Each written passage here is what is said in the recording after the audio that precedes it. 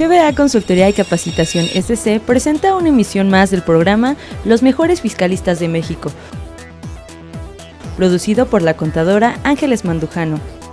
El tema en esta ocasión es Avisos al RFC, con la participación especial del maestro en impuestos José Luis Castro Peralta, quien es contador público por el Colegio Español de México AC, máster en impuestos por el Instituto de Especialización para Ejecutivos, profesional certificado en fiscal por el Instituto Mexicano de Contadores Públicos, catedrático de la Escuela Superior de Comercio y Administración Unidad Santo Tomás, autor de publicaciones en materia fiscal, contador de seminarios para titulación de la carrera de Contador Público en la ESCA de Santo Tomás del Instituto Politécnico Nacional, participante frecuente en foros fiscales y empresariales en radio y televisión, socio del Colegio de Contadores Públicos de México.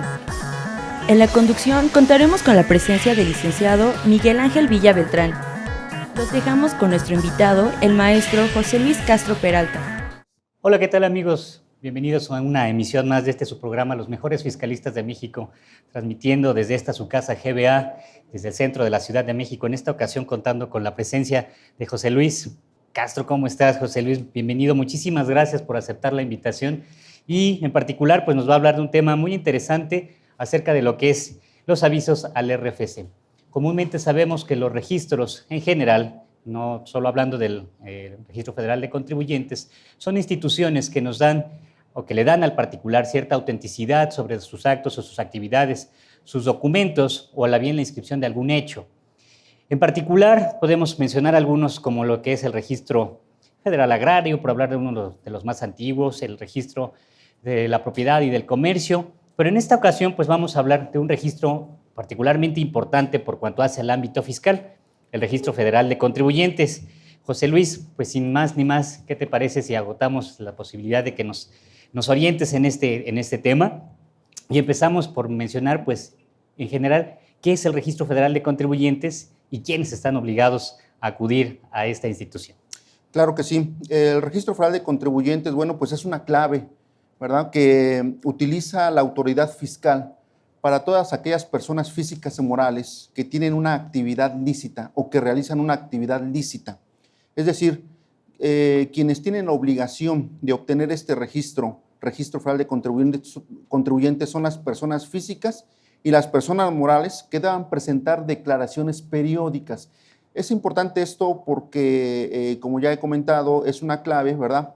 Es un registro para controlar las actividades lícitas, para controlar por parte de la autoridad las actividades lícitas.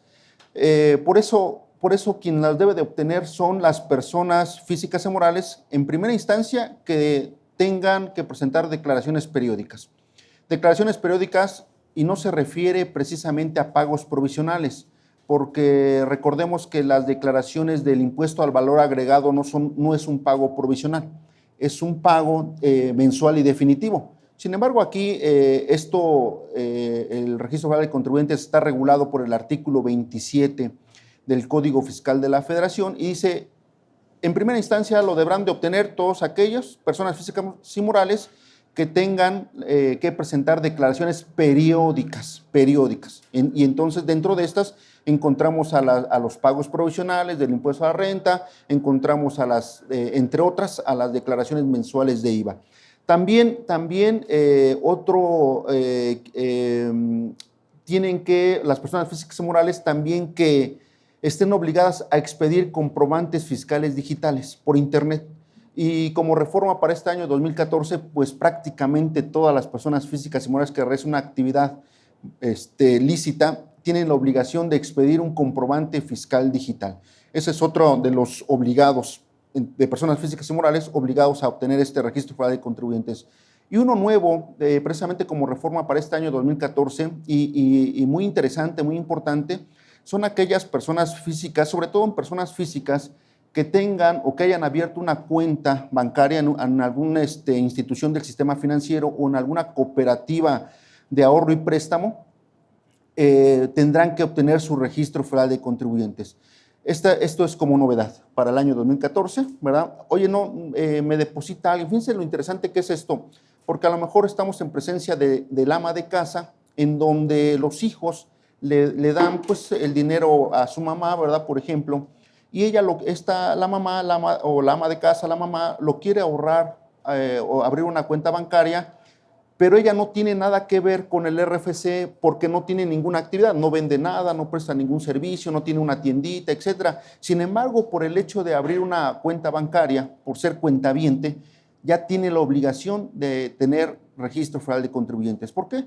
Porque hoy en día, con todo esto de la ley de antilavado, etc., y dice, oye, espérame, ¿por qué tienes ingresos? Y será cuestión nada más de documentarlo, ¿verdad? Documentarlo o comprobarlo de que es un dinero que me dan mis hijos. Jurídicamente, ¿esto cómo se le llama? Es un donativo, le estás dando un donativo. Y en la ley del impuesto a renta dice, oye, los donativos que tenga de un descendiente o un ascendiente están exentos. Técnicamente es un donativo que me da que le da el hijo a la mamá y está exento. Pero y entonces ya sé por qué tienes dinero, porque te dan donativos. No expides comprobantes fiscales digitales, no tienes una actividad comercial, una actividad empresarial, una actividad de servicios, pero sí tienes que tener tu RFC. ¿Por qué? Porque eres cuentaviente. Es una de las reformas. Interesante, José Luis. Se me ocurre, por ejemplo, el caso de las personas que reciben remesas de Estados Unidos. Particularmente mencionabas tú el caso de alguna ama de casa, pero pues también tenemos personas, a lo mejor adultos mayores, que justamente quedándose a vivir en el país, los hijos son los que emigran y son los que mandan esas cantidades de dinero. En ese supuesto estaríamos hablando de la misma situación. Exactamente, estamos hablando exactamente de la misma situación. Para la autoridad hay un concepto también muy interesante y ya de años que viene, es un concepto que se llama discrepancia fiscal. Este concepto de discrepancia fiscal única y exclusivamente le aplica a personas físicas. ¿Qué es la discrepancia fiscal? La discrepancia fiscal es cuando una persona física tiene más deducciones o más erogaciones o más gastos que ingresos. Y vamos a verlo desde el punto de vista lógico. La autoridad va a decir, oye, persona física, ¿por qué tienes más gastos, erogaciones, que ingresos? No es posible que cuando yo veo tu expediente, cuando yo veo qué me has declarado a mi autoridad, y veo que a lo mejor tienes ingresos porque tienes una tiendita, tienes ingresos por actividad empresarial, a lo mejor tienes ingresos por honorarios, por arrendamiento, por enajenación de bienes, adquisición de bienes, intereses, premios, dividendos, ¿no? Y es claro, dice, oye, tienes un ingreso, me estás reportando en tu declaración anual y entonces sí entiendo que estás gastando, pero no entiendo cuando estás gastando de más. ¿Por qué estás gastando de más? Le llama la atención a la autoridad, ¿por qué estás gastando de más? Y puede ser, ¿verdad? Y puede ser porque estés omitiendo ingresos. Y el hecho de omitir ingresos se le llama discrepancia fiscal o caes en discrepancia fiscal. Cuando tus deducciones, tus erogaciones son mayores a tus ingresos y no lo puedes comprobar. La autoridad dice, no, espérame, seguramente son ingresos omitidos en primera instancia y me tendrás que pagar impuestos.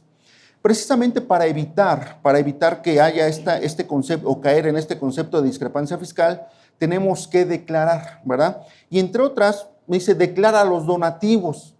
Oye, es que es un donativo que no paga impuesto. Pero si no me lo declaras, si no me lo informas, se convierte en un ingreso acumulable y consecuentemente me tendrás que pagar impuestos. Oye, ¿por qué gastaste? ¿Por qué te fuiste de viaje? ¿Por qué compraste un automóvil? ¿Por qué compraste ropa, por ejemplo? Ya todo está fiscalizado. La autoridad muy fácilmente se da cuenta si estás gastando, cómo estás gastando. Fíjate que pude hacer estas compras, este viaje, estas erogaciones, porque pedí un préstamo. Y no necesariamente me refiero a un préstamo bancario, pudo haber sido a un familiar que me hiciera un préstamo, que me otorgara un préstamo, pero si no lo informas, se convierte en un ingreso. Por eso yo, autoridad, tengo que saber por qué tienes ingresos.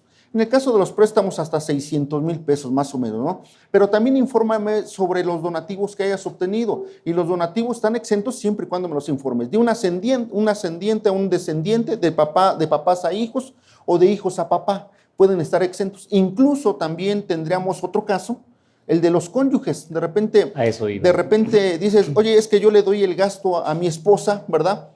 Pero fiscalmente y jurídicamente, ¿cómo se le llama esto? Se le llama un donativo. Oye, y los donativos, de acuerdo a la ley del impuesto a la renta, están exentos entre cónyuges sin importar el monto, ¿no? Otro ejemplo dentro de estos donativos. O sea que si le deposito a mi esposa sus 500,000 pesos de gasto, eso está exento. Claro. Cada quincena. 500,000 pesos cada quincena, exactamente. Okay. Porque no importa el límite, importa el límite entre cónyuges. Entre cónyuges. También una aclaración en este punto es que se tiene también el concepto de concubina o concubino o concubina. Este no entra, porque la ley es específica en que es entre cónyuges. El concepto de concubina a lo mejor tendrá otros derechos para la legislación civil, etcétera, pero fiscalmente dice, no, yo nada más te dije que al cónyuge está exento. Okay. Nada más para concluir con este punto y recalcar otro caso similar es cuando los que somos papás, ¿verdad? Y le damos el domingo al hijo, dice, oye, ¿y ese es un ingreso? Sí, también es un ingreso. ¿Y cómo se llama? Donativo. Es un donativo de un ascendiente a un descendiente y está exento también. Pero en esos supuestos, entonces, de acuerdo con lo que estás mencionando, José Luis, estaríamos hablando de que no son ingresos, aunque ingresos, no son ingresos que se tengan que declarar en términos de contribuir, sino únicamente para informarle a la autoridad sobre el movimiento que está habiendo de ese movimiento patrimonial por parte del padre hacia el hijo, o del esposo hacia la esposa hacia el esposo, o entre padres e hijos, ¿no? Claro, es informar nada más, para que la autoridad sepa por qué tienes erogaciones, ¿no? Tenemos lo mismo también cuando se vende la casa habitación. Si yo vendo mi casa habitación, en principio está exenta. Sí es un ingreso, pero es un ingreso exento, ¿verdad? Muy bien. La ley dice, por los siguientes ingresos no se pagará impuesto. Y en el argot fiscal lo conocemos como ingreso exento.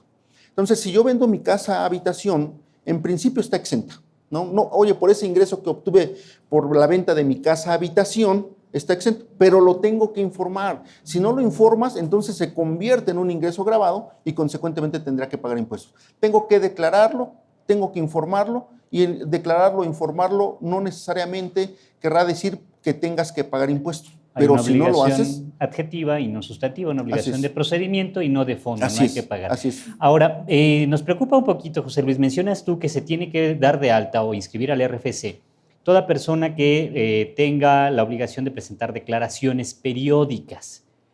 Ya nos abundabas más o menos con relación a esto y particularizabas en el sentido de que quienes aperturen una cuenta bancaria tienen la obligación. ¿De qué manera se realiza esta inscripción, José Luis? Sí, la inscripción tiene la obligación, ya sea las entidades del sistema financiero o las cooperativas de ahorro y préstamo tienen la obligación de inscribir. Es decir, con los datos que ahorita vamos a ver qué datos se necesitan para poder hacer el registro federal de contribuyentes, con los datos que obtiene ya sea la institución de sistema financiero o la cooperativa de ahorro y préstamo, con estos datos, si son suficientes, le va a dar la información al SAT para que determine su RFC. Es decir, que al momento de que yo abro una cuenta bancaria o en alguna institución financiera, entonces no es necesario que yo particular realice la inscripción, sino que la institución será la encargada de dar aviso o de inscribirme propiamente. Así es, propiamente. La institución es la que tendrá que inscribir a los cuentavientes. ¿Qué requisitos o qué documentos o qué datos son los necesarios? Sí, para un poquito nada más para después, que en su momento quien lo quiera ver, vuelvo a repetir, estamos en presencia del artículo 27 del Código Fiscal de la Federación, y este artículo 27 del Código Fiscal de la Federación nos señala que los datos que se deben de presentar para el Registro Federal de Contribuyentes son la identidad. Obviamente, si estamos refiriéndonos a una persona física, la identidad la podemos tener con nuestro IFE, ¿verdad? Con nuestra acta de nacimiento, ¿verdad? El domicilio muy importante, ahorita comentamos algo respecto del domicilio. El domicilio, ¿verdad? ¿Por qué tienes que dar tu domicilio? Pues porque ese va a ser tu domicilio fiscal. Tenemos varios tipos de domicilios, o básicamente el fiscal y el social para personas morales, ¿no? De repente, en el caso de personas morales, cuando leemos un acta constitutiva, ¿verdad? Dice, oye, ¿cuál es tu domicilio? Mi domicilio es el Estado de México. Ese es mi domicilio social. Y el fiscal debe de tener calle, número, colonia, código postal, etcétera, muy identificado, ¿verdad? Entonces, básicamente estos dos tipos de domicilios. Y tu situación fiscal, ¿a qué se refiere esto? ¿Por qué vas a obtener ingresos? Voy a ser trabajador incluso, ¿verdad? Ahorita comentamos algo del trabajador pero puedo ser trabajador, voy a hacer actividad empresarial, y dentro de la actividad empresarial voy a estar en el régimen general o voy a estar en este régimen de incorporación fiscal, el famoso RIF, ¿verdad? Voy a tener ingresos por honorarios, por arrendamiento, por enajenación de bienes, adquisición, premios, por intereses, etcétera, ¿no? Esa es la situación fiscal. Esos son los datos mínimos que se requieren para que la autoridad me proporcione, ¿verdad?, mi registro federal de contribuyentes. Salvador, de tu mejor opinión, en tratándose de la actividad a la que te vas a dedicar, pues comúnmente desde antes de esta reforma que nos mencionas para este año, las instituciones financieras pues ya de algún modo nos requerían a detalle, ¿no?, estos datos de nuestro domicilio, por lo cual tal vez resulte pues particularmente sencillo ahora para las autoridades fiscales pues tomar esos mismos datos para generarte tu RFC e identificar tu domicilio fiscal, conceptos ciertamente como de la mano. Así es. Sí, todo esto, bueno, pues viene básicamente por esta ley de lavado de dinero, ¿no? Por todas estas situaciones de lavado de dinero, la autoridad ya desde hace mucho tiempo se da cuenta en dónde está la evasión fiscal, pues obviamente gente que deposita y está en el comercio informal, por ahí se trató hasta el año pasado con esta ley de los depósitos en efectivo, etcétera, ¿no? Pero hoy con esta situación, y puede ser, vuelvo a repetir, que no tengas una actividad, no tengas una actividad empresarial, una actividad profesional, simplemente porque alguien me da una remesa a Estados Unidos y me está depositando porque mis hijos se fueron a Estados Unidos, que es algo muy común en México, porque me dan mi gasto en el caso de la esposa o el esposo, ahora también en la actualidad ya es para uno o para otro, ¿verdad? El domingo a los hijos, oye, pero no tengo una actividad, no, nada más necesito tu RFC, inclusive una regla de miscelánea que ahorita se las comento que por aquí traigo. Dice, te voy a dar la facilidad, es la regla 2 del libro 2 de código 86. Libro 286, es una regla miscelánea que dice, tu cuentaviente te voy a dar de alta, aunque no tengas una actividad, ya sea profesional, profesional, empresarial, te voy a dar de alta. Sí, por el simple hecho de que eres cuentaviente, por el simple hecho de que estás recibiendo o que estás haciendo depósitos. A lo mejor, dice, cuando ya tengas una actividad, déjenme pensar en el estudiante. Oye, también te deposito para, sobre todo aquel estudiante, muchas de las ocasiones que viene de fuera, ¿verdad?, del interior de la República y viene a hacer sus estudios a la Ciudad de México. Bueno, el papá le deposita pues para pagar su renta, para pagar sus alimentos útiles, etcétera, y le hace depósitos. Pero yo, estudiante, no tengo ninguna actividad. Sin embargo, por el hecho de abrir una cuenta, vas a tener registro federal de contribuyente. Ya te voy a fiscalizar. De antemano ya te voy a fiscalizar. Es un ingreso exento porque es un donativo, es más o menos como el domingo que estábamos platicando hace un momento. Dice, pero cuando ya empieces a tener una actividad, nada más me avisas, al fin que el RFC ya lo tenía, ¿no? Y como fue una facilidad que yo te daba de darte tu RFC cuando abrías tu cuenta, ahora que ya tienes actividad, no te preocupes, ya estás dado de alta, nada más ahora modifica tu actividad o da de alta tu actividad. ¿En qué actividad vas a estar? Mencionas recurrentemente, José Luis, acerca de los donativos o de los elementos que pudieran constituirse como donativos para efectos de declarar sí al RFC, pero que no fuesen susceptibles de ser grabados. ¿Existe alguna disposición en particular que nos pueda respaldar sobre esta situación? Me refiero a algún fundamento. Sí, claro. El artículo 90 de la Ley del Impuesto a la Renta, que es el primer artículo que encontramos dentro del título cuarto, que es personas físicas, este artículo 90 dice, tienes que informar, ¿verdad?, de los préstamos, donativos, intereses, ¿verdad? Hay un monto que son 600,000 pesos, ya sea en lo individual o en su conjunto, para que tengas la obligación de informarlos. Oye, recibí un donativo que en su conjunto al término del año fue de 50,000 pesos por inventar alguna. Ese no hay necesidad. Estamos hablando de donativos arriba de 600,000 pesos. De 600,000 pesos para abajo no habría la obligación. No hay obligación. Ok, entonces nos podemos despreocupar quienes recibimos el gasto de la casa menor a 600,000 pesos. Así es. Okay. Sin embargo, también hay que documentarlo. Todo esto debe estar documentado porque no es muy sencillo decirle a la autoridad, oye, fíjate que gasté más de lo que te declaré, de mis ingresos, pero me prestó mi primo. No, sí te creo, pero me lo tienes que documentar. Hay que hacer un contrato de donativo. Se tiene que documentar, se tiene que soportar esto con un contrato de donativo, ¿verdad? Okay. Y si se eleva a escritura pública, mejor. Es decir, no podemos dejarlo meramente al dicho o a la buena fe del contribuyente, sino lo conveniente sería, para poderle dar respaldo, corrígeme si estamos en un error, que además del hecho de manifestarlo como un donativo, lo respaldemos con su debido instrumento legal. Claro, es pasa muy común con los contratos de préstamo o mutuo, ¿verdad? De repente, otra vez, ¿por qué tienes dinero? Ah, porque tuve un préstamo, mi primo me prestó dinero, ¿verdad?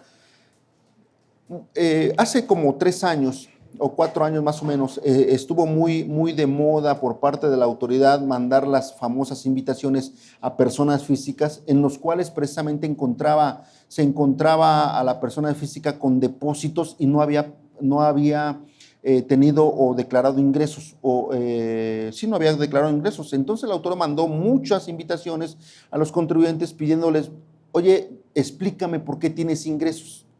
Y muchos, obviamente, de estos contribuyentes, de estas personas físicas, eran ingresos omitidos, Deposito 5,000, pero te digo que vendí 1,000. Oye, y los otros 4,000, si los depositaste, ¿estos de dónde vinieron? Y entonces, muchos contribuyentes hicieron contratos de préstamo. Dicen, es que mi primo me prestó 1,000,000 de pesos, por eso tenía tanto dinero y lo pude gastar. Mucho cuidado con esto, porque además la carga se la pasas al primo, ¿no? Claro. Y resulta que el primo no tuvo ningún ingreso. Oye, ¿de dónde sacaste 1,000,000 de pesos para prestarle a tu primo, no? Esa sería la cuestión. Entonces, mucho cuidado con eso, porque de repente a los contribuyentes se hace muy fácil. Pues hazte un contrato de préstamo, ¿verdad? Y bonito, el formato de machote, pero no es suficiente, o sea, porque la carga se la pasas al primo en el ejemplo que estamos poniendo. Claro. Le pasas la carga al primo y dices, oye, ¿tú de dónde sacaste 1,000,000 de pesos para poderle prestar? Caemos nuevamente en este concepto que comentábamos al principio, discrepancia fiscal. Y discrepancia fiscal, un poquito para abundar con este tema, es el castigo es cárcel, ¿eh? El castigo es cárcel. Además de que tendrás que acumular el ingreso que omitiste, si es que no lo compruebas, si es que no tienes forma de comprobarlo, además es cárcel, ¿verdad? Tendrá el mismo tratamiento de delito de defraudación. Defraudación. Así es. Mencionas por ahí, José Luis, o haces una cierta distinción entre las personas físicas y las personas morales. ¿En qué momento, con las personas físicas nos has mencionado que si tienen ingresos por los que tengan que presentar declaración periódica, o bien si aperturan una cuenta en una institución financiera? Para el caso de las personas morales, ¿hay algún momento en particular en el que deban de darse de alta o cómo se lleva a cabo esto? Sí, en el caso de personas morales, las personas morales, una SA, por ejemplo, tendrá que obtener o se da a inscribir al Registro Federal de Contribuyentes cuando firme su acta constitutiva ante fedatario público. En ese momento, en la firma ante notario público de esta acta constitutiva, tendrá que inscribirse al Registro Federal de Contribuyentes. O sea, junto con su nacimiento se da la inscripción. Perfecto. Así es. ¿Qué repercusiones tendrá entonces, José Luis, para uno y otro tipo de personas físicas o personas morales, la inscripción en sí misma? Sí, bueno, como ya habíamos comentado, en el caso de la inscripción, pues será la clave o es una clave pues que requiere la autoridad para su control. Desde el momento en que ya sea una persona física o una persona moral se inscribe al RFC, dice ya eres sujeto de fiscalización, ya va a estar fiscalizado, ¿no? Muy bien, perfecto. Bueno, pues habrá que tener cuidado entonces para abrir cuentas bancarias o bien tener la precaución de que si generamos o creamos una nueva sociedad, pues que sea justamente para que trabaje, ¿no? ¿Qué sucedería en el caso de una persona moral? Creamos su acta constitutiva, nos inscribe, entiendo, el mismo fedatario público. Esa sería otra opción. En el caso, hay un programa de inscripción de los fedatarios públicos. En otro tema, siguiendo con del Registro Federal de Contribuyentes, dice, oye, si eres socio accionista, también debes de tener, o que será otro de los sujetos, ¿verdad?, que deben de inscribirse al Registro Federal de Contribuyentes, el socio accionista de una persona moral, excepto las personas morales con fines no lucrativos, estas no. Pero las que sí son con fines lucrativos, por ejemplo, una sociedad anónima, estas sí los socios accionistas se deberán inscribir. se va a inscribir en principio al Registro Federal de Contribuyentes, yo voy y me inscribo, digo que soy socio accionista y ya después con ese documento, con la cédula de mi Registro Federal de Contribuyentes, voy con el notario y le digo, quiero constituir una sociedad anónima y el notario me va a exigir, me va a pedir tu RFC, porque para poder inscribir una sociedad anónima, su sociedad anónima o cualquier otra sociedad mercantil o cualquier otra persona moral, excepto las no contribuyentes o las personas morales con fines no lucrativos, tendrán que tener su RFC. Si no lo tienes, pues no te puedo dar de alta, no te puedo constituir tu sociedad anónima. Y como facilidad, dice, si quieres, no todos los notarios la tienen, pero si quieres yo notario te inscribo, ¿verdad? Yo te doy de alta. En ese momento, cuando yo te doy de alta, pues obviamente yo obtengo tu RFC y como yo notario o corredor público, por el hecho de tener una fe pública, me estoy cerciorando al mismo tiempo de que sí estás inscrito. Si tú te inscribes por tu cuenta, por decirlo de alguna forma, yo me tengo que cerciorar para constituirte tu persona moral, socio accionista, para constituírtela, yo me tengo que cerciorar, ¿verdad? Muéstrame tu cédula, ¿verdad? Porque ese Registro Federal de Contribuyentes debe de quedar asentado en el acta constitutiva y en actas subsecuentes, actas ordinarias o extraordinarias, siempre tendrá que estar en el libro de socios accionistas, en el acta constitutiva o en las actas ordinarias o extraordinarias.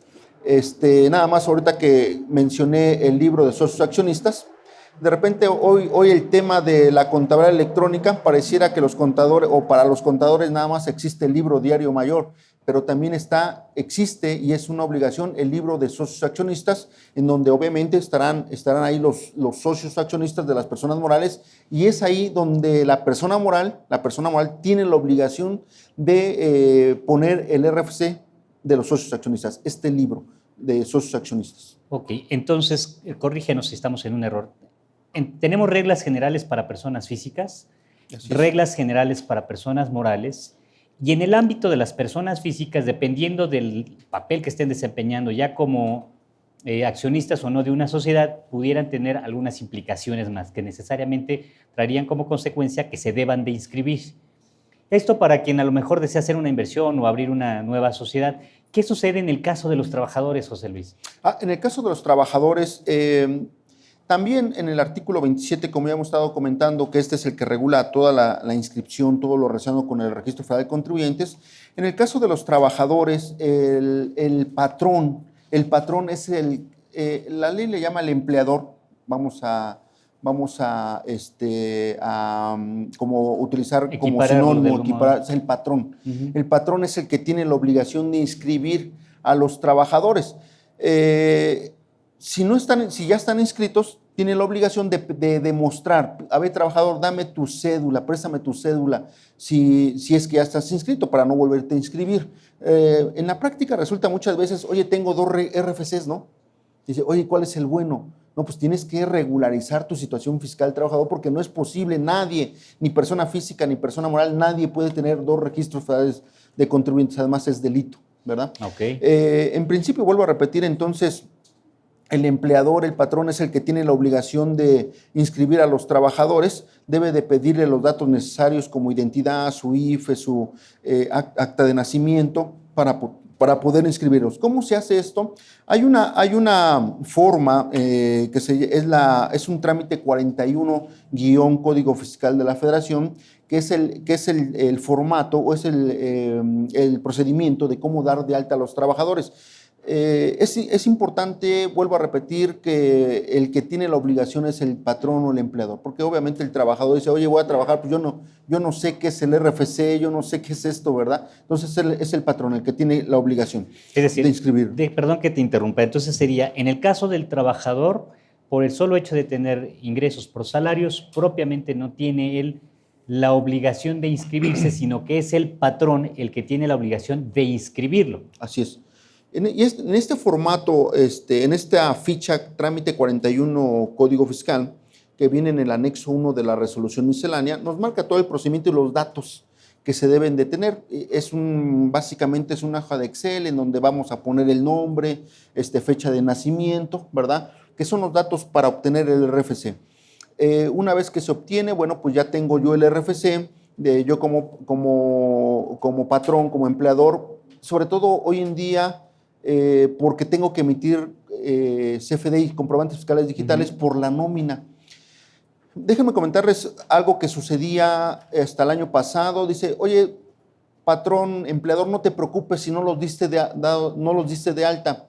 En tu declaración informativa que tienes que presentar a más tardar el 15 de febrero, y en esa declaración informativa tendrás que, dentro de otra información, vas a ponerme a tus trabajadores cuánto ganaron, la parte grabada, la parte exenta, si haces declaración anual o ellos presentaron declaración anual, etcétera. Dice, con que en esa declaración me pongas el RFC, ya no los des de alta. Era una regla miscelánea, pero que ya no salió.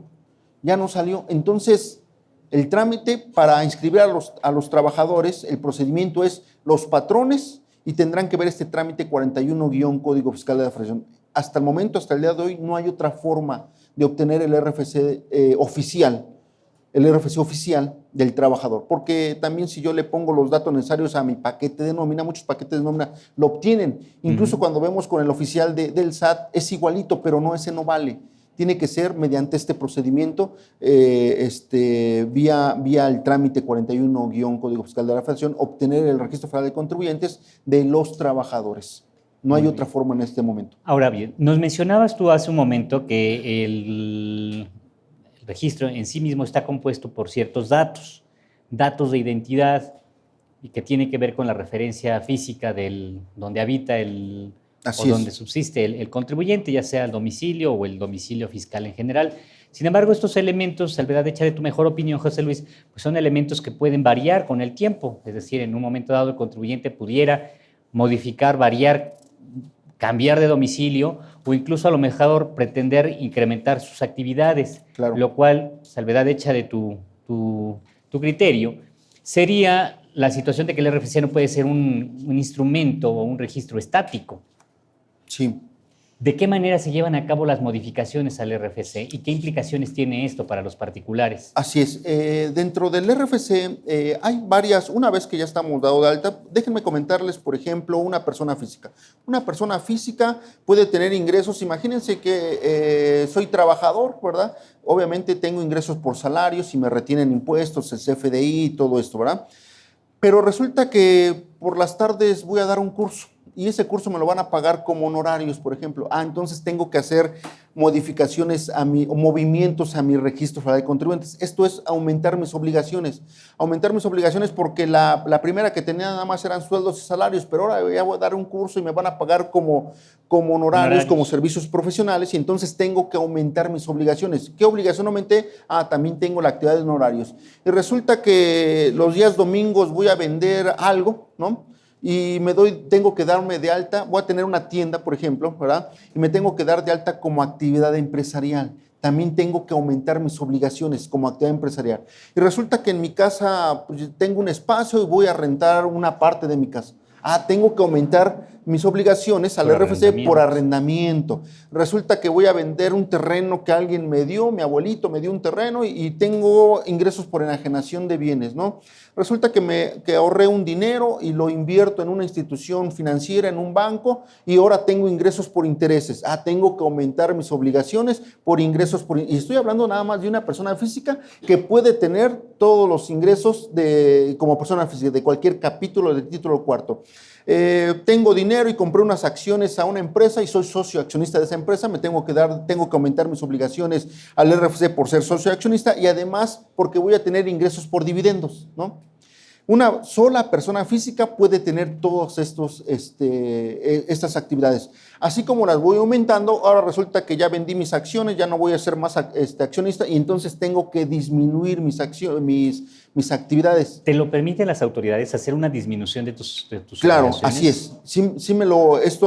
Esto no es como el salario, ¿verdad? Como el salario cuando ya tengo un salario. Que no te lo pueden disminuir. Ya no me lo puedes disminuir, es anticonstitucional, etcétera. No, aquí sí, porque obviamente, y es un punto muy importante porque luego resulta en muchas empresas, y seguramente mucha gente que nos va a estar viendo está en esta situación, déjenme comentarles cuál es.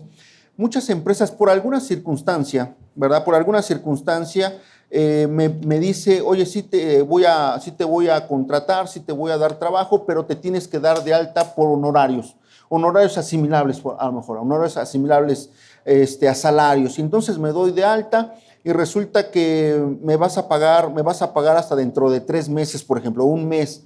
Pero en ese inter, otra empresa donde había ido a dejar mi solicitud, me contrata. Y esta sí me va a contratar como trabajador. El patrón tiene obligación de darme de alta como trabajador. Y entonces en ese momento tengo 2 obligaciones. Una que fue por honorarios y después la otra por trabajador. Pero yo no supe, yo trabajador o persona que no tengo conocimientos de leyes, etcétera, yo no sabía que tenía que disminuir. Y pasan los años y me quedo con esa obligación de honorarios, porque nunca tuve ingresos, nunca expedí un recibo, bueno, expedir ahora CFDI, ¿verdad? Mi único ingreso que tengo es por salarios. Y no estoy informando, no presenté mi declaración anual, etcétera, no di de alta, no di de baja, no disminuí esta obligación y tengo un serio problema. Tengo un serio problema porque esto se llama defraudación, es un delito de defraudación fiscal. Por ejemplo, el omitir en presentar declaraciones más de un año. Y yo no he presentado mi declaración. Oye, es que no tuve ingresos. Sí, pero debiste haber informado que no tuviste ingresos. ¿Cómo se llama esto en el argot? Que lo conocemos una declaración en ceros, ¿verdad? Y pasan los años y la gente tiene esa obligación y no sabe. Y la autoridad te requiere, oye, ya me di cuenta que en el año 2012 no me presentaste de declaración anual. ¿Y qué pasó, verdad? Entonces ahí van a ver al contrario. No, es que no, aparte de que tienes que corregir tu situación fiscal y disminuir esa actividad en tu registro federal de contribuyentes, ¿verdad? Para que ahora sí ya nada más tengas unas. El hecho de en ese momento de haberla disminuido no me exime de presentar mis declaraciones, déjame poner el ejemplo, de 10 años para atrás. Tienes que presentarlas. Corrige tu situación fiscal, presenta tus 10 declaraciones del año que no presentaste y después de esto ya puedes disminuir tus obligaciones fiscales. Es decir, tendrías que estar al corriente. En las personas morales es que esta persona moral nace, vamos a poner el ejemplo de una sociedad anónima, nace, ya comentamos que en el momento de la firma de su acta constitutiva se tiene que registrar, tiene que obtener su registro federal de contribuyentes, nace sin trabajadores. Por lo tanto, cuando yo me di de alta dentro de las obligaciones en el portal del SAT me va preguntando, ¿vas a tener trabajadores? Pues le puse que no, por lo tanto esa obligación no me la creo. No tengo la obligación de retener. Oye, ¿vas a pagar asimilables? No, le pongo que no y no tengo la obligación. ¿Vas a pagar dividendos, etcétera? Me trae una serie de obligaciones. ¿Eres retenedor de IVA? Pues a lo mejor sí le pongo. Bueno, pues entonces si eres retenedor de IVA y vas a presentar tus declaraciones como retenedor de IVA.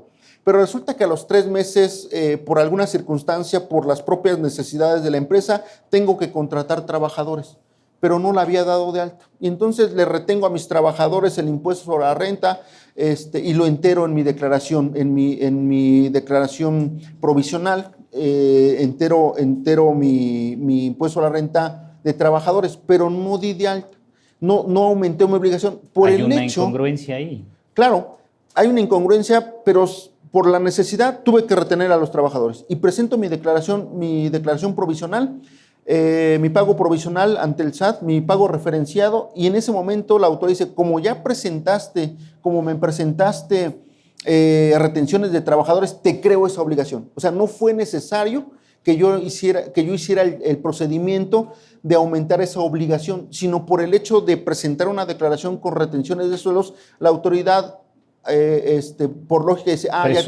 presume, ¿verdad? Que ya tienes trabajadores y entonces te conviertes en retenedor de sueldos salarios y yo autoridad, ¿verdad? Te aumento esa obligación solito.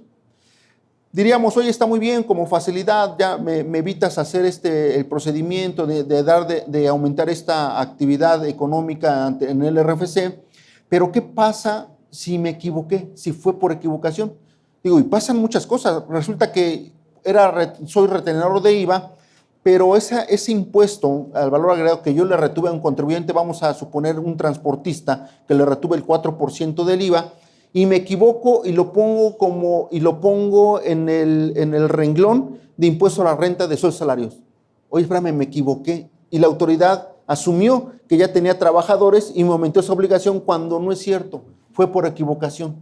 Y luego, pues no me doy cuenta, yo contador de la empresa no me doy cuenta y me requiere la autoridad. Dice, me di cuenta que en los meses de julio, agosto, septiembre, por dar un ejemplo, no me presentaste declaración. Entonces, obviamente, a mí me causa extrañeza porque yo no tengo trabajadores. Pero cuando reviso me doy cuenta que me equivoqué de renglón y lo puse en retenciones de sueldos y salarios. Pues hay que tener mucho cuidado porque si es requerimiento, pues ya traigo multa, ¿verdad? Por no presentarla. La recomendación es inmediatamente pues disminuir esa obligación porque no tenía trabajadores, ¿verdad? Y así con cualquier otra obligación, con honorarios, ¿verdad? Honorarios asimilados, por ejemplo. Si a lo mejor incluso a lo mejor soy una persona moral o persona física, ¿verdad? Que estoy exento de IVA. Y sí puse por algún error o incluso de desconocimiento le puse que sí era contribuyente de IVA, cuando no lo soy, ¿verdad? Por mi actividad, por ejemplo. ¿Existe algún tiempo, algún término o algún procedimiento en particular, José Luis, para realizar estas modificaciones? Ya sea porque tengas un incremento de tus actividades, quieras actualizar tu registro o porque quieras disminuir o corregir algún error, ¿hay algún término? Sí, claro. Bueno, obviamente cuando no me doy cuenta ni siquiera hay dos situaciones. Si ya me requiere la autoridad, de hecho entrando un poquito ¿qué pasa si teniendo la obligación,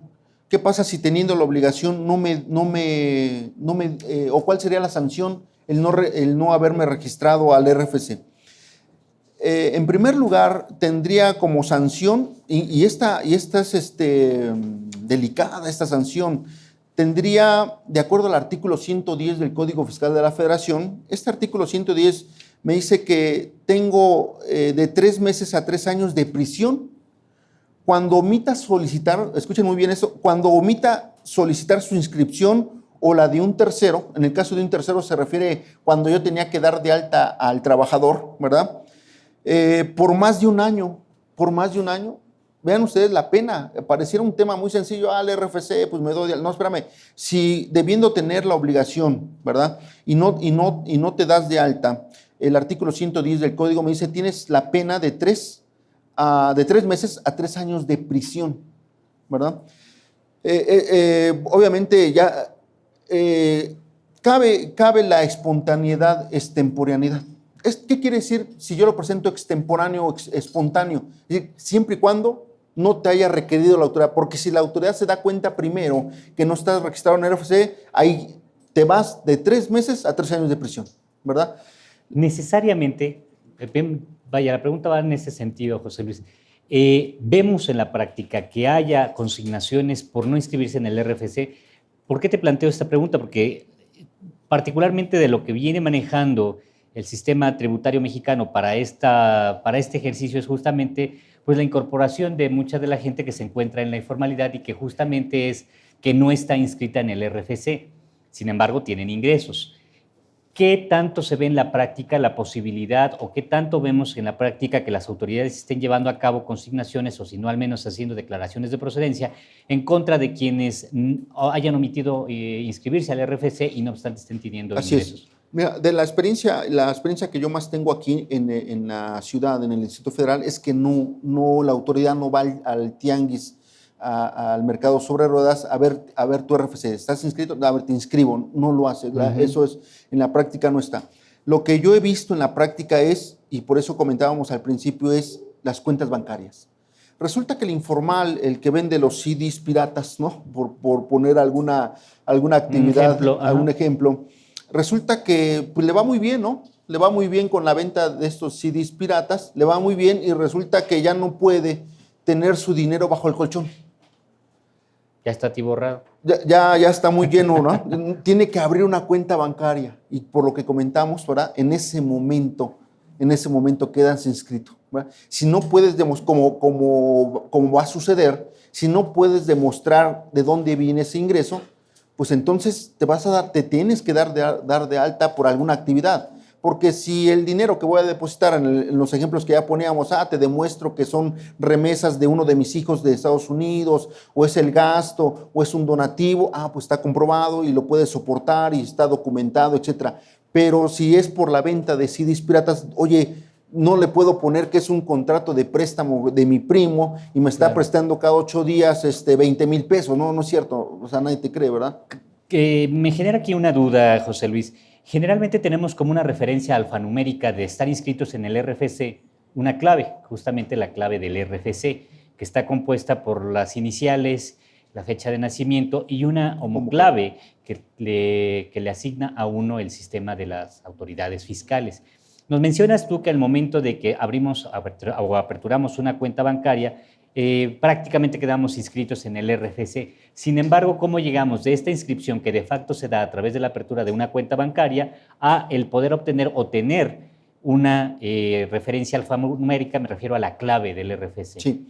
Las instituciones del sistema financiero y las cooperativas de ahorro y préstamo tienen la obligación de informar a la autoridad, decirle, mira, este es el universo de mis cuentavientes, estos son sus datos, y ya se los da a la autoridad. O sea, quien obtiene el RFC es la autoridad, no es la institución financiera ni la cooperativa de ahorro y préstamo. Ella tiene los datos, que tiene los datos de nombre, fecha de nacimiento, etcétera, que tiene la obligación. Que le consigna la autoridad. Que le da la autoridad. Y la autoridad entonces obtiene el RFC, obviamente está fiscalizando, déjame ver a esta persona moral, esta persona, sobre todo persona física, que sí me está presentando declaraciones, y entonces me llama la atención.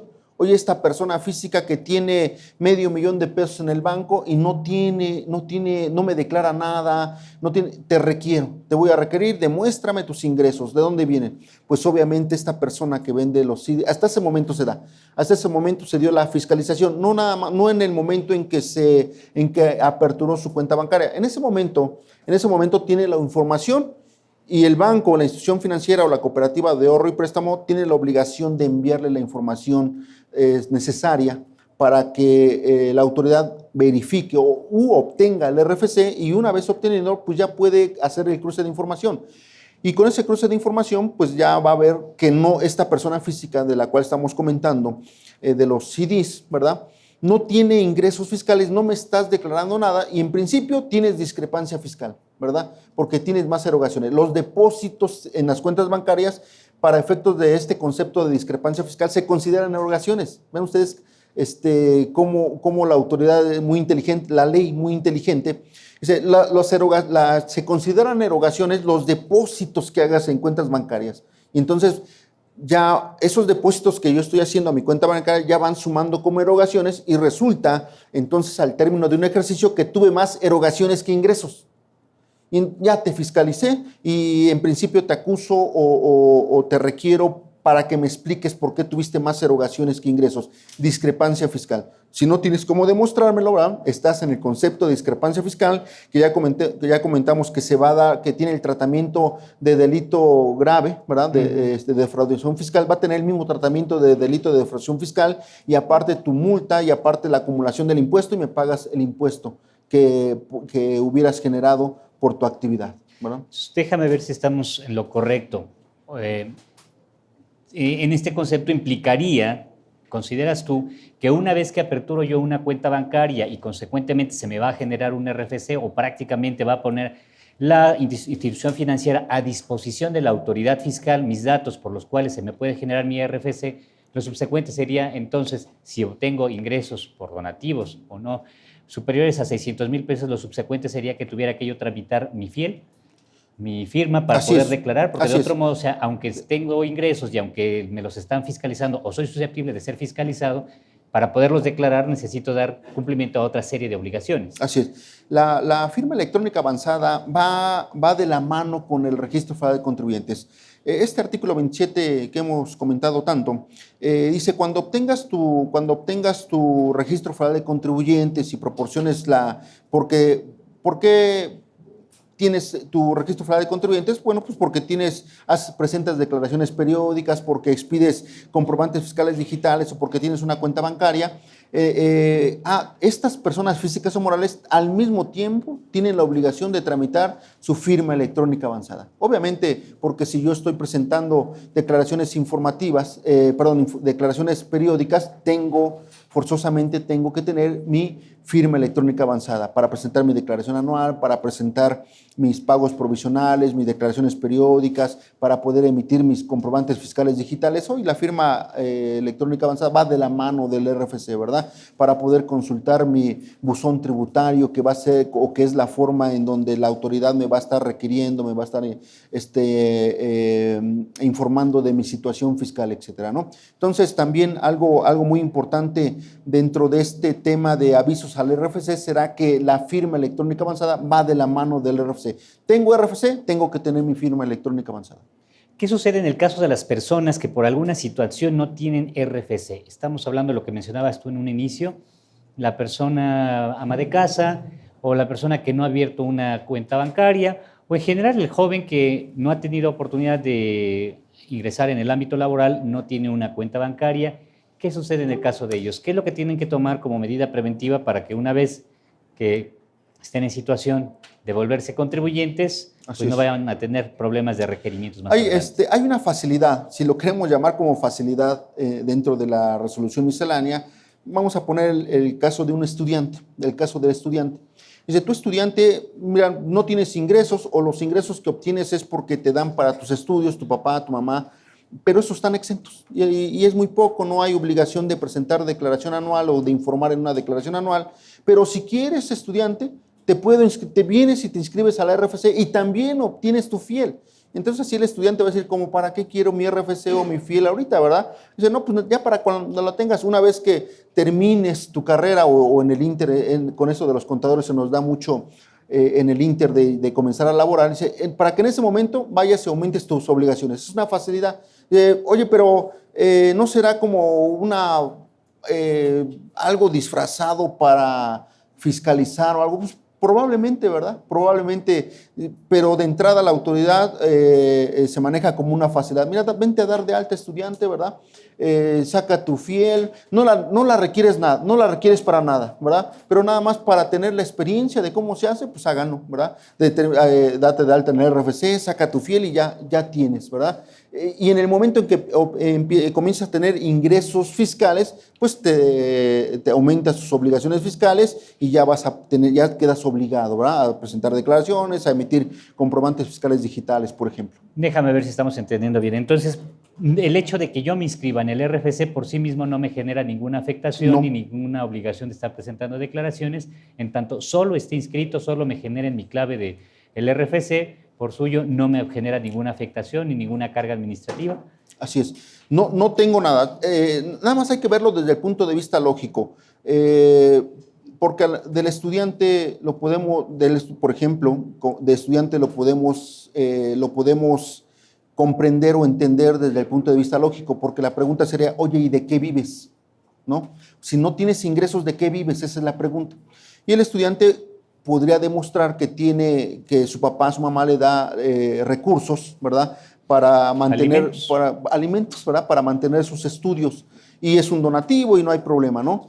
Pero socio accionista, no me digas que tiene 10 años y no me has declarado ningún ingreso. Ya te tengo fiscalizado porque para haber constituido tu persona moral, debiste socio accionista, haber inscrito al RFC, así como socio accionista. Entendemos que cuando te das de alta como socio accionista al RFC, vas a tener ingresos por dividendos. Y resulta que es una empresa perdedora, es decir, nunca ha tenido ingresos fiscales, ¿no? Por lo tanto, yo socio accionista, nunca he tenido ingresos. Aquí sí la pregunta cabría de la autoridad, oye, ¿y de qué vives? ¿No? Y ahí tenemos en las empresas, mucho cuidado con esto, y volvemos al concepto de discrepancia fiscal. Ahí tenemos a las empresas, al socio, accionista, director, gerente, porque además tiene estas funciones también, gerente, director, de fin de semana y dame un cheque de 5,000, 10,000, y el contador, ¿cómo registro esto? Pues seguramente lo voy a registrar deudores diversos con abono a bancos.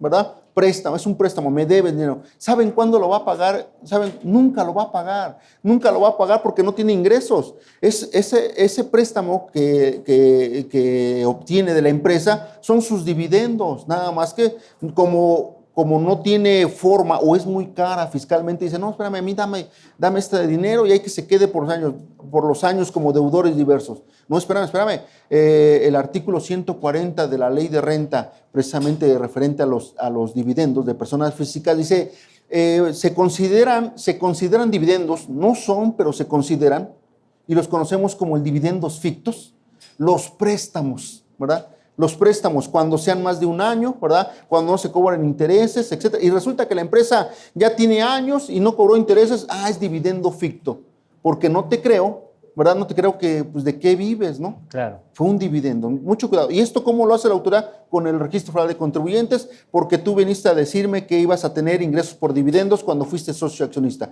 Y resulta que no tienes ningún ingreso fiscal, ¿verdad? Muy bien. Haciendo un símil o un comparativo con lo que son otro tipo de registros, José Luis, vámonos, por ejemplo, digamos lo más cercano a lo que sería un RFC, que sería el registro de nacimiento de alguien, ¿no? El registro civil. La persona nace jurídicamente hablando con el acta de nacimiento y se extingue jurídicamente hablando con el acta de defunción. Y con ello termina la función del registro, ¿no? Hay un momento en el que inicia las actividades propias de que se van a ser susceptibles de inscripción para con el ciudadano, con el nacimiento, a lo mejor se casa, acta de matrimonio y acta de defunción. Sus tres elementos por los cuales se generan movimientos en ese registro. Hablando del Registro Federal de Contribuyentes, ya nos mencionaste que nace con la inscripción, ya sea a través de la apertura de una cuenta bancaria o bien por la constitución de una sociedad.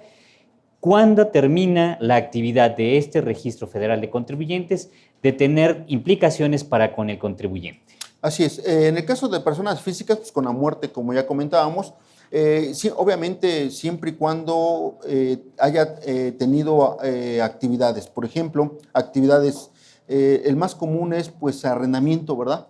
Bueno, hay muchos ejemplos, pero uno de ellos es el arrendamiento. Resulta que la persona física estaba rentando, a lo mejor puede ser su misma casa habitación, ¿verdad? La estaba rentando y resulta que fallece. Bueno, pues obviamente la persona física pues ya no tiene nada. ¿Cuál es el procedimiento? Pues el albacea. El albacea es el que tiene que dar, primero se tiene que nombrar un albacea y este albacea es el representante de la persona, sucesión. De la sucesión.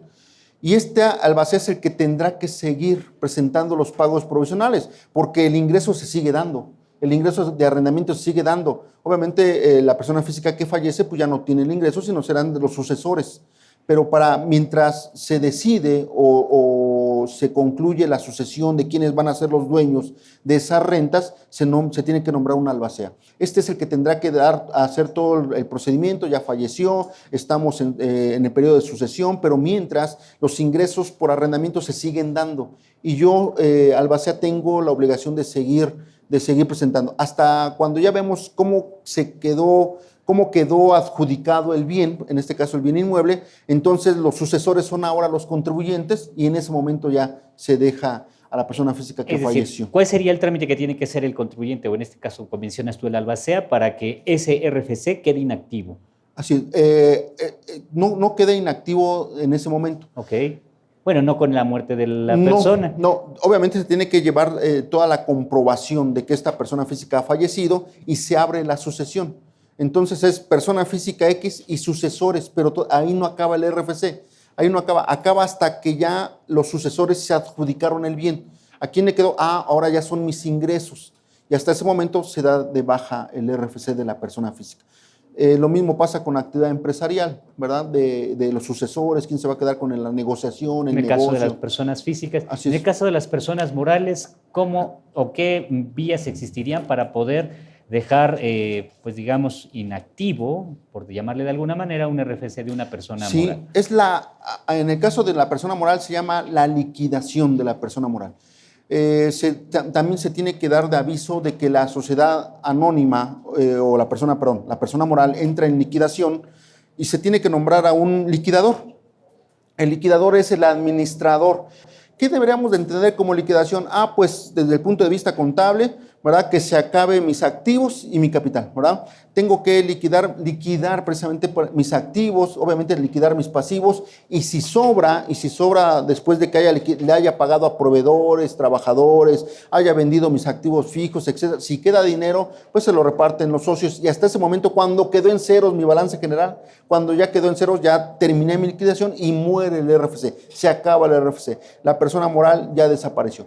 Vuelvo a repetir nada más el tema, no es lo mismo aumentar o disminuir obligaciones. Aquí, tanto en la muerte de la persona física o la liquidación de una persona moral, ahí ya se acaba el RFC, ¿verdad? Porque no es lo mismo si yo traigo, oye, ya no quiero, mi persona moral iba a ser retenedor o era retenedor de sueldos y salarios, pero resulta por alguna circunstancia, a lo mejor tecnológica, que ya no voy a tener trabajadores, ¿verdad? Ahora son puros robots, ¿no? Pues entonces disminuyo mi actividad económica como retenedor de sueldos y salarios, porque ya no voy a tener. Pero eso no quiere decir, o no hay que confundirlo con la liquidación. En la liquidación se acaba todo, ya no hay nada. Siendo así, entonces, corrígenos si estamos en un error. En el caso de personas físicas, estaríamos hablando de que estaría supeditado a que se llevara el procedimiento de la sucesión. Concluido esto, se presenta de algún modo el albacea, el que tendría que hacer el trámite para dar informes a la autoridad. Y en el caso de la persona moral, sería, una vez llevado el procedimiento de la liquidación y concluido el liquidador sería el que sería el encargado de hacer el trámite ante la autoridad fiscal para dar aviso de la extinción de ese RFC, porque se ha extinguido la persona. Claro, se extingue, ya no existe. Déjenme poner otra vez el caso de la persona física, en donde yo tenía X actividades económicas, honorarios, arrendamiento, actividad empresarial, y resulta que ya no tengo nada. Disminuyo mis actividades y no querrá decir que se acabó mi RFC. O que ya no existe. No, sigue vigente porque no me he muerto. Sigue vigente. En cuanto vuelva a tener ingresos, activo o aumento mis obligaciones. Hay una regla, déjenme comentarles esta regla. Es una facilidad, incluso esa es muy buena. Es la regla 12522. Y esta regla de regla miscelánea, dice, oye, este caso a lo mejor me di de alta como honorarios, pero resulta que nunca tuve ingresos por honorarios. La autoridad, como facilidad, esta es muy buena, dice, como facilidad, yo solita, autoridad, te voy a disminuir cuando hayas dejado de presentar declaraciones periódicas por 2 años. Anteriormente, hoy en día existen las declaraciones en ceros, y todavía un poquito más antes, ¿verdad? Decía sin movimientos o sin actividad, y ya. Nada más presentabas la primera y después ya no se presentaban. Después cambia y no, preséntamele todas en ceros. Y ahora, si dejas de presentar con 2 años, ¿verdad? Lo que la autoridad entiende es que no has tenido ingresos. Y entonces yo, autoridad solito, disminuyo tu actividad. Cuando las personas físicas dejen de presentar declaraciones por 2 años, periódicas por 2 años. Muchísimas gracias, José Luis. Pues para concluir, últimas observaciones, el tiempo se nos ha acabado. Lo que tengo que recomendarles para todos los contribuyentes, hoy en día estamos muy inmersos con la contabilidad electrónica, ¿verdad? Y también va de la mano. Hay que tener mucho cuidado con las empresas, hay que ir al portal del SAT, tanto como persona física como persona moral, con nuestra fiel y ahora contraseña, y ver cuáles actividades tengo dadas de alta, cuál es mi actividad económica, qué actividades, porque puede ser tanto como persona física como persona moral que tenga ciertas actividades, pero realmente no las tengo. Esto con el fin de regularizar mi situación fiscal. Siempre hay que estar muy atentos, porque puede ser que haya activado una actividad económica, ¿verdad? Por un error y no lo sé. Y entonces ya estoy obligado a presentar declaraciones provisionales o periódicas y no lo sé. Entonces hay que regularizar, porque además el hecho de no presentar estas declaraciones, pues obviamente hay una multa, ¿verdad? Tenemos una multa que va el no darse de alta correctamente como en el RFC por la actividad que estoy realizando, ¿no? O porque alguien me recomendó, oye, realmente tú eres actividad profesional, pero date de alta, fíjense cómo de repente nos encontramos a gente, ¿no? Pero date de alta como actividad empresarial para que no te retengan el 10%. No, espérame, está mal, ¿verdad? Está mal y seguramente estás omitiendo y seguramente tú vas a tener multas, ¿verdad? Porque no estás dado de alta correctamente. Corrige tu situación fiscal. Muy bien. Bueno, pues no nos resta más que agradecerte, José Luis. Lamentablemente el verdugo de este programa siempre es el tiempo y pues darte las gracias por habernos acompañado en esta emisión. Y a nuestros compañeros y amigos de GBA a través de internet y que nos visitan desde sus casas, desde sus domicilios, igualmente darles las gracias. Muchísimas gracias por haber asistido a una emisión más de su programa, Los Mejores Fiscalistas de México. Hasta la próxima. Es así como presentamos una emisión más de Los Mejores Fiscalistas de México. Esperamos contar con su presencia la próxima semana.